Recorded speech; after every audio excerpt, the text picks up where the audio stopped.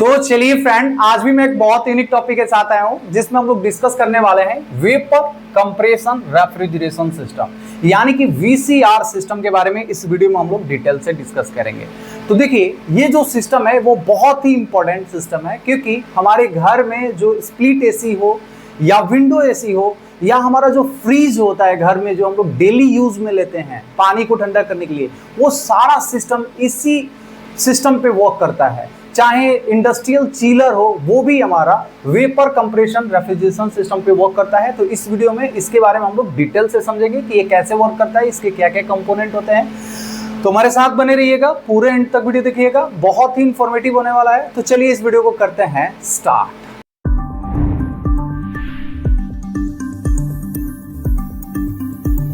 तो चलिए फ्रेंड, अभी हम लोग वीसीआर सिस्टम को डिटेल से समझ लेते हैं। तो सबसे पहले हम लोग वीसीआर का मतलब समझते हैं। तो देखिए, वेपर कंप्रेशन रेफ्रिजरेशन सिस्टम, यह एक ऐसा सिस्टम होता है जिसकी मदद से हम लोग कूलिंग अचीव करते हैं। तो देखिए, कूलिंग अचीव करने के लिए, यानी कि रेफ्रिजरेशन अचीव करने के लिए हम लोग क्या करते हैं, वेपर को कंप्रेस करते हैं। वेपर कंप्रेशन यानी कि वेपर को कंप्रेस करके रेफ्रिजरेशन हम लोग प्रोड्यूस करते हैं, यानी कि कूलिंग हम लोग प्रोड्यूस करते हैं, यानी कूलिंग हम लोग अचीव करते हैं।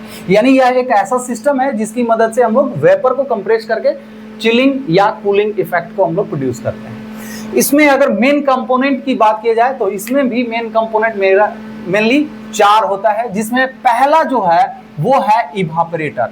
इवापोरेटर यानी कि हमारा फ्रिज के अंदर का जो स्पेस है वो इवापोरेटर में आता है, जहां पे हम लोग सब्जी या कोई पानी वगैरह सब चीज रखते हैं जिससे हमें ठंडक मिलती है। तो ये इवापोरेटर एक ऐसा जगह है जहां पे हम लोग को चिलिंग अचीव होता है, यानी कि कूलिंग हमें अचीव होता है। दूसरा होता है हमारा कंप्रेसर, यानी कि कंप्रेसर जैसे कि इसके नाम से पता चल रहा है कंप्रेशर, यानी कि यहाँ पे जो हमारा फ्लूइड जो रेफ्रिजरेंट होगा उसको हम लोग कंप्रेस करते हैं। उसके बाद हमारा नेक्स्ट जो इक्विपमेंट है वो होता है कंडेंसर। जैसा कि हम लोग जानते हैं, कंडेंसर में कुछ और नहीं करते हैं बल्कि हम लोग लैटेंट हीट का रिजेक्शन करवाते हैं, यानी कि जो भी हमारा रेफ्रिजरेंट के अंदर हीट मौजूद है उस हीट को, यानी कि उस रेफ्रिजरेंट के अंदर जो लैटेंट हीट है उसको रिजेक्ट करने के लिए हम लोग कंडेंसर का यूज करते हैं। उसके बाद एक इक्विपमेंट है जिसको हम लोग एक्सपेंशन वाल्व बोलते हैं, जो कि हमारा रेफ्रिजरेटर के अंदर आप कैपिलरली ट्यूब देखे होंगे, पतला सा ट्यूब देखे होंगे, वो इसके अंदर हम लोग क्या करते हैं, जो भी हमारा रेफ्रिजरेंट है उसको इससे पास कराते ही उसका प्रेशर और टेम्परेचर दोनों ही डाउन हो जाता है। तो चलिए इसका हम लोग एक बार फ्लो डायग्राम देख लेते हैं।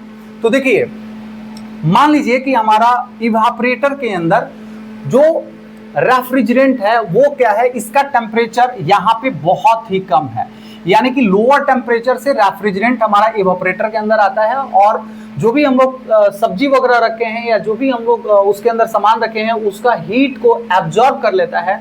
और जैसे ही हीट एब्जॉर्ब करेगा तो वो जो रेफ्रिजरेंट है उसके अंदर हीट का ट्रांसफर होने लगता है, और जो हमारा सब्जी है उसका हीट रिलीज होता है, जिससे हमारा जो रेफ्रिजरेंट है वो वेपर फॉर्म में कन्वर्ट हो जाता है। यानी कि यहाँ पे हमारा जो रेफ्रिजरेंट को मैं R लिख देता हूँ, तो रेफ्रिजरेंट में जनरली हमारा रहता है R134A या R410A या हमारा R290।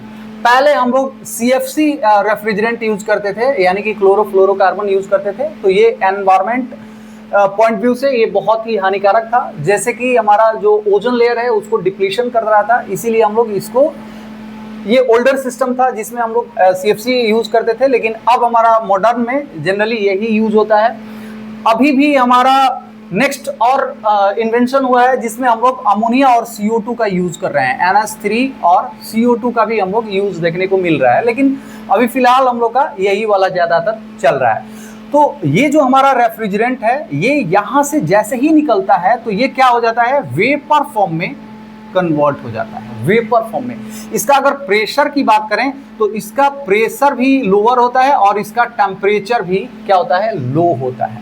लेकिन ये केवल क्या किया, यहाँ पे हमारा जो लो प्रेशर लो टेम्परेचर का लिक्विड फॉर्म में रहता है रेफ्रिजरेंट। यहाँ पे जो रेफ्रिजरेंट रहता है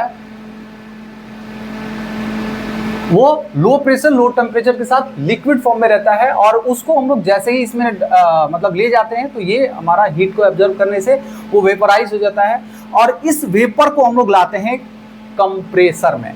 तो देखिए यहां से हम लोग क्या करते हैं, इसके अंदर हम लोग ले आते हैं। तो कंप्रेसर में जैसे ही हमारा ये वाला जो रेफ्रिजरेंट आता है, इसको हम लोग क्या करते हैं, जैसे ये हमारा पिस्टन नीचे की तरफ आएगा तो ये सक्शन होगा, यानी कि इस कंप्रेसर के अंदर हमारा रेफ्रिजरेंट का सक्शन होगा, और जैसे ही हमारा पिस्टन ऊपर की तरफ जाएगा तो ये क्या होगा, धीरे धीरे कंप्रेस होने लगता है। तो जैसे ही हमारा कंप्रेस होगा, जैसे हमारा जनरली जो एयर कंप्रेसर होता है सेम वही है कंप्रेसर, और कोई दूसरा कंप्रेसर नहीं है, बल्कि यहाँ पे एयर की जगह पे हम लोग रेफ्रिजरेंट का इसके अंदर सक्शन करवाते हैं। तो यहाँ से जो हमारा रेफ्रिजरेंट निकलता है, यहाँ से जो हमारा रेफ्रिजरेंट निकलता है, यहाँ पे क्या था, लो प्रेशर लो टेम्परेचर का वेपर था। अब यहाँ पे क्या होगा, इसका जैसे ही हम लोग कंप्रेशन करते हैं तो उसका प्रेशर भी बढ़ जाता है। कंप्रेसर में हम लोग जनरली क्यों भेजते हैं कि इसका प्रेशर बढ़ जाए, और प्रेशर के साथ साथ उसका टेम्परेचर भी बढ़ जाता है। तो यहाँ पे हमारा अगर बात करें तो इसका जो प्रेशर जो है वो क्या हो जाता है, हाई प्रेशर हो जाता है, हाई टेम्परेचर हो जाता है, लेकिन अभी भी ये क्या है, वेपर फॉर्म में ही मौजूद रहता है। अब इसको हम लोग कहाँ भेज देते हैं, तो इस वेपर को, हाइयर प्रेशर हाइयर टेम्परेचर का जो वेपर है, इसको हम लोग भेज देते हैं कंडेंसर के अंदर। कंडेंसर एक ऐसा इक्विपमेंट, ऐसा हीट एक्सचेंजर डिवाइस जहां पे हम लोग इसका लैटेंट हीट का रिजेक्शन करवाते हैं। तो कंडेंसर के अंदर हमारा कूलिंग वाटर का फ्लो होता है, और ये हमारा कूलिंग टावर से पानी आता है और ये वापस कूलिंग टावर में चला जाता है। तो यहाँ पे हमारा जो टेम्परेचर रहता है कूलिंग वाटर का, मान लीजिए कि 25 डिग्री सेल्सियस का है, और यहाँ पे आउट होकर के 33 डिग्री सेल्सियस चला जाता है। फिर ये कूलिंग टावर के अंदर हीट का एक्सचेंज होगा, और फिर 25 बन करके फिर हमारा ये कंडेंसर में सर्कुलेट, ये कंटिन्यूअस हमारा कूलिंग वाटर का सिस्टम है। अब हमारा यहां से जो वेपर है ये कंडेंसर में गया, अब यहां से जो हमारा वेपर निकलेगा वो क्या होगा, इसका हम लोग जानते हैं केवल फेज चेंज करवाते हैं। कंडेंसर के अंदर हम लोग क्या कर रहे हैं, केवल फेज यानी लैटेंट हीट का रिजेक्शन करवा रहे हैं। तो यहाँ पे जो हमारा रेफ्रिजरेंट था वो किस फॉर्म में मिलता है, तो इसका जो प्रेशर है वो अभी भी हाई रहेगा, टेम्परेचर भी इसका ज्यादा रहेगा, बट अब ये वेपर से लिक्विड फॉर्म में कन्वर्ट हो जाएगा। यानी कि हमारा जो रेफ्रिजरेंट था अब क्या है, ये लिक्विड फॉर्म में कन्वर्ट हो गया। ठीक है, अब इस रेफ्रिजरेंट को हम लोग कहां भेज देते हैं, तो इसको हम लोग भेजते हैं यहां पे एक्सपेंशन वाल्व, यानी कि हमारा जो कैपिलरी ट्यूब है वहां पे। तो जैसे ही हमारा कैपिलरी ट्यूब से निकलता है तो इसका जो प्रेशर है और टेम्परेचर है वो डाउन हो जाता है, क्योंकि ये क्या है, एक कैपिलरी ट्यूब है, जैसे ही इससे निकलेगा तो इसका प्रेशर ड्रॉप कर जाता है, तो साथ साथ इसका टेम्परेचर भी ड्रॉप हो जाता है। तो ये यहाँ पे लिक्विड था, यहाँ पे भी लिक्विड ही होगा, यहाँ पे कोई भी फेज चेंज नहीं होगा। तो यहाँ पे अगर हम लोग प्रोसेस की बात करें, यहाँ पे किस टाइप का मतलब थर्मोडायनेमिक साइकिल है, तो यहाँ पे हमारा जनरली यहाँ पे हमारा आइसेंथाल्पिक बोलते हैं, आइसेंथाल्पिक। ठीक है, प्रोसेस यानी कि यहाँ पे हमारा कोई भी एंथैल्पी में चेंज नहीं होता है, इसका प्रेशर और टेम्परेचर केवल डाउन होता है। यहाँ पे जो एंथैल्पी होगा रेफ्रिजरेंट का वो भी यहाँ पे भी होगा, केवल ये क्या किया मतलब उसका प्रेशर और टेम्परेचर करस्पॉन्डिंग डाउन कर दिया। ठीक है, तो ये आइसेंथैल्पिक हो गया। यहाँ पे अगर हम लोग बात करें तो यहाँ पे आइसेंट्रोपिक प्रोसेस होता है, आइसेंट्रोपिक यानी कि यहाँ पे केवल हमारा यहाँ पे एंट्रोपी को कांस्टेंट रखा जाता है, यानी कि मॉलिक्यूल का जो यहाँ पे इस प्रेशर टेम्परेचर पे जो मॉलिक्यूल का मूवमेंट था और करस्पॉन्डिंग टू इस प्रेशर और टेम्परेचर पे जो मूवमेंट होगा वो सेम होगा, यानी कि यहाँ पे एंट्रोपी को कांस्टेंट करके भेजा जाता है। अब यहाँ पे आपको पता ही चल गया कि लो प्रेशर लो टेम्परेचर का जो लिक्विड है इसका टेम्परेचर बहुत ही कम हो जाता है, इसको हम लोग इवापोरेटर में भेज देते हैं और यहाँ से हम लोग हीट का जो भी है रिजेक्शन वो करवाते हैं। यानी कि अगर देखा जाए कि हमारा कंडेंसर के अंदर क्या हुआ, तो लैटेंट हीट का रिजेक्शन हुआ, लैटेंट हीट का रिजेक्शन। यानी आप बोल सकते हैं कि हीट का रिजेक्शन हम लोग यहां पे करवा रहे हैं, और यहां पे इवोपरेटर में हम लोग क्या कर रहे हैं, हीट का एब्जॉर्प्शन कर रहे हैं, हीट एब्जॉर्प्शन। क्योंकि जो भी हमारा सब्जी वगैरह था, पानी वगैरह था, उसका हीट को हम लोग एब्जॉर्ब कर लिए, जिससे हमारा लिक्विड जो था वो वेपर फॉर्म में कन्वर्ट हो गया, और ये कंटिन्यू साइकिल जो है वो चलते रहता है। और यदि हम लोग इस साइकिल की बात करें तो ये हमारा थर्मोडायनेमिक साइकिल हो गया, क्योंकि हीट का यहाँ पे हम लोग कंटिन्यू एक्सचेंज करवा रहे हैं, तो ये थर्मोडायनेमिक साइकिल हो गया। इस साइकिल में हमारा क्या होता है कि वेपर से हम लोग लिक्विड में कन्वर्ट करते रहते हैं। यानी कि जो हमारा रेफ्रिजरेंट है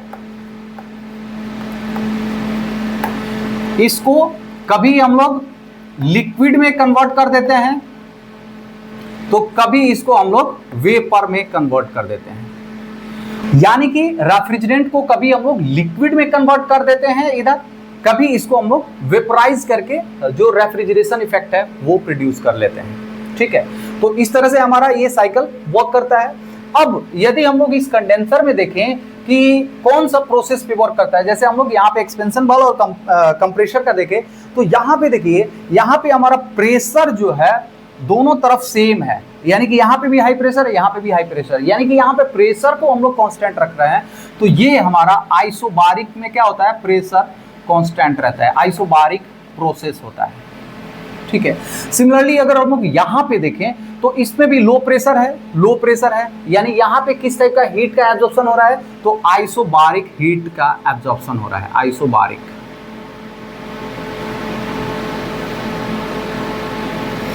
तो इस तरह से मेनली हमारा पहले आइसेंट्रोपिक प्रोसेस यहाँ पे हुआ, फिर आइसोबारिक प्रोसेस जिसमें हम लोग आइसोबारिक हीट का रिजेक्शन करवा दिए, उसके बाद हमारा आइसेंथाल्पिक, यानी कि यहाँ पे एंथैल्पी हमारा सेम रहता है, और यहाँ पे आइसोबारिक हीट का एब्जॉर्प्शन करवा लिए। तो ये कंप्लीट हमारा साइकिल हो जाता है, और ये साइकिल हमारा रिवर्स,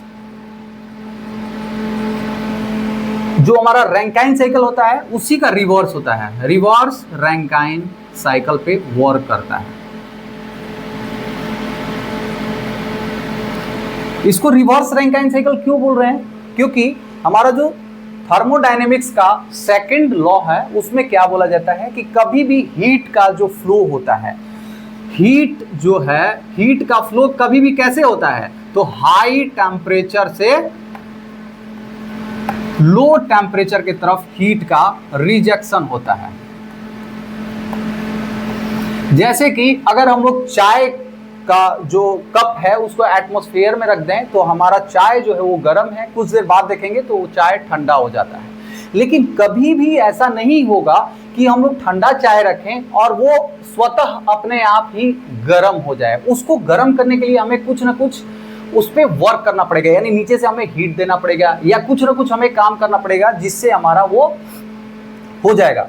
तो सिमिलरली हमारा यहाँ पे इवापोरेटर के अंदर जो हमारा सब्जी या कोई भी पानी रख रहे हैं वो क्या है, एटमॉस्फेरिक टेम्परेचर पे है, उसका टेम्परेचर को डाउन करने के लिए हमें कुछ ना कुछ काम करना पड़ेगा।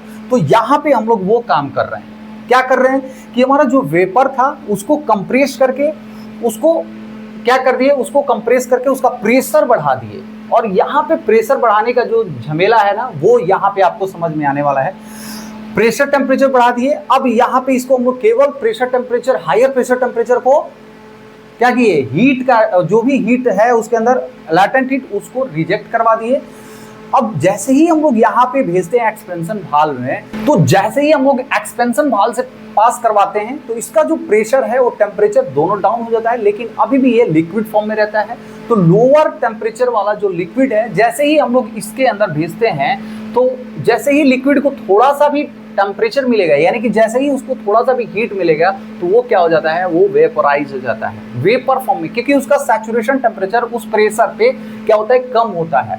तो सैचुरेशन टेम्परेचर पे जैसे ही हम लोग यहाँ पे हीट गेन किए, हीट एब्जॉर्ब किए और वो सैचुरेशन टेम्परेचर पे गया तो वो वेपर में कन्वर्ट हो जाता है। इसीलिए हमारा जो ये लिक्विड है वो यहाँ पे वेपर, यानी कि इसके अंदर जो भी सब्जी हम लोग दिए हैं उसका जो हीट को एब्जॉर्ब करके अपना लैटेंट हीट को इंक्रीज कर दे रहा है, यानी कि यहाँ पे लेटेंट हीट का हम लोग एब्जॉर्प्शन कर रहे हैं और यहाँ पे लेटेंट हीट का रिजेक्शन करवा रहे हैं। तो इस तरह से हमारा ये जो कंप्लीट साइकिल है वो कंप्लीट हो जाता है। तो ये था ऑल अबाउट। उम्मीद करता हूं आपको वेपर कंप्रेशन रेफ्रिजरेशन सिस्टम अच्छे से समझ में आ गया होगा। अगर मेरा वीडियो आप लोग को अच्छा लगा, इन्फॉर्मेटिव लगा, तो प्लीज मेरे वीडियो को लाइक कर दीजिए।